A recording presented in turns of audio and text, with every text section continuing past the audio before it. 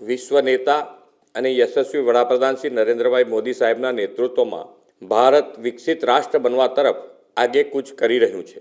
વડાપ્રધાનશ્રીના માર્ગદર્શન પર ચાલીને ગુજરાત પણ વિકસિત ભારતના નિર્માણમાં વિકસિત ગુજરાત દ્વારા અગ્રેસર રહેવા સંકલ્પબદ્ધ છે. વિઝન વિકસિત ગુજરાતનું, મિશન જન કલ્યાણની પ્રતિબદ્ધતા દર્શાવતું બજેટ આજે નાણામંત્રી શ્રી કનુભાઈ દેસાઈએ વિધાનસભામાં રજૂ કર્યું છે. નાગરિકોના માથે કોઈ પણ નવા કરનું ભારણ નાખ્યા વગર રાજ્યના વિકાસની નવી ઊંચાઈઓ સર કરનારું આ વિઝનરી બજેટ છે.